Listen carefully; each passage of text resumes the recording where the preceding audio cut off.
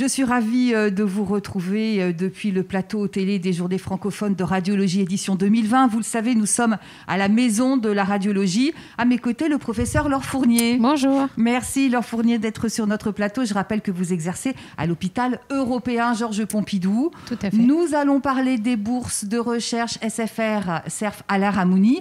Et notre invité que nous allons rejoindre via... Voilà. Bonjour. Clément Cabane, bonjour. Bonjour à toutes et tous. Bonjour, vous êtes le président de Guerbet France. Merci d'être avec nous. Laure Fournier, ma première question est pour vous. On rappelle ce que sont les bourses de recherche SFR, CERF, Alain Ramouni et à qui elles s'adressent. Alors, ce sont des bourses qui s'adressent aux jeunes radiologues qui souhaitent faire un master, une thèse de sciences ou un postdoctorat.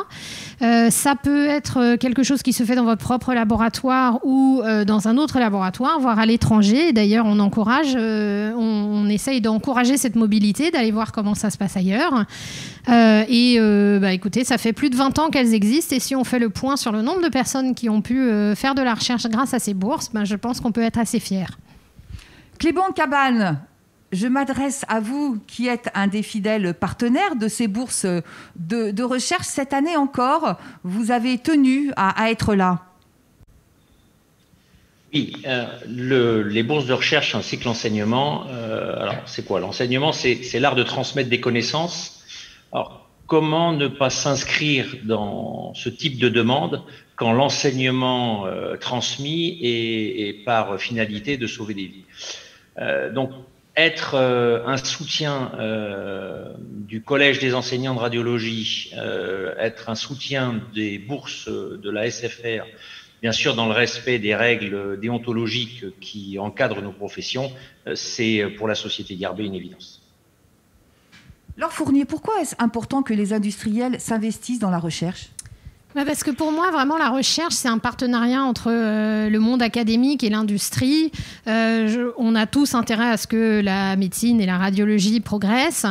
On a chacun nos compétences et Guerbet en particulier, qui a un soutien historique, effectivement, et un de nos plus forts soutiens depuis des années, a cette culture aussi de la recherche et accueille lui-même des étudiants de master, de doctorants. On a d'ailleurs partagé même des étudiants avec Guerbet et notre laboratoire.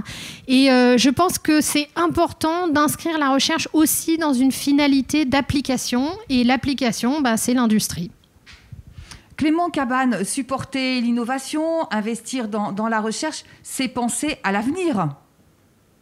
Alors, totalement, et je ne vais pas paraphraser ce que vient de dire le professeur Fournier, mais c'est l'essence même de la façon dont les industriels et les médecins et les chercheurs doivent travailler.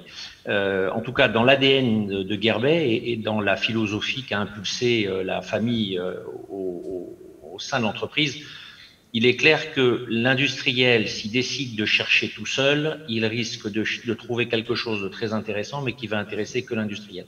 Donc, on ne peut avoir une progression dans le monde qui est le nôtre, dans le monde de la santé, dans le monde de la radiologie, qu'à partir du moment où les deux entités se confrontent de façon positive. À la fois les médecins qui ont la parfaite connaissance de tout ce qui va être la physiologie et l'industriel qui a, lui, la compréhension et la capacité de transformer une approche liée à une approche médicale qui soit viable et industrialisable. Donc les deux sont parfaitement liés et totalement interdépendants. Laure Fournier, comment fait-on pour candidater? Et finalement, est-ce que tous les sujets sont ouverts? Est-ce que tout est permis? Alors, pour candidater, c'est simple. C'est donc sur le site de la SFR et du CERF. Donc, au départ, il faut avoir un projet et on va rédiger ce projet et candidater à des bourses. Le début des candidatures est en janvier et ça se termine en avril. Donc, c'est vrai que c'est vraiment maintenant qu'il faut y penser pour l'année prochaine, par exemple. Après, est-ce que tous les sujets sont permis? Oui, bien sûr. Évidemment, il y a un engouement en ce moment pour l'IA, la radiomique, etc. Mais il n'y a absolument aucune limite au projet. Et j'irais même au-delà. Ça nous intéresserait de soutenir des projets en sciences sociales, par exemple, ou en éthique, en imagerie. Il est tout à fait possible de partir dans des directions un petit peu moins traditionnelles. Laure Fournier, j'ai omis de dire que vous êtes membre du comité de recherche SFR-CERF et que vous êtes une des responsables de la recherche CERF. Clément Cabane, je me tourne vers vous. Est-ce que, en conclusion, vous voulez ajouter quelques mots ? Je vous en prie. Juste longue vie à la recherche et longue vie au CERF. Merci beaucoup et longue vie à notre collaboration. Clément Cabane, vous serez partenaire l'année prochaine de ces bourses de recherche, je suppose. Tant que j'aurai souffle de vie, oui. Mais écoutez, en tout cas, on vous remercie beaucoup d'avoir été avec nous. Laure Fournier, le mot de la fin ? Je ne peux pas résister, hein. Christelle Sey, je dis que la recherche, c'est pour que l'imagerie de demain soit meilleure que l'imagerie d'aujourd'hui. Donc je compte sur vous. Je vous remercie, Laure, d'avoir été avec nous sur notre plateau. Quant à moi, je vous remercie de nous avoir suivis. Et puis à venir, d'autres entretiens depuis le plateau télé des Journées francophones de radiologie, édition 2020.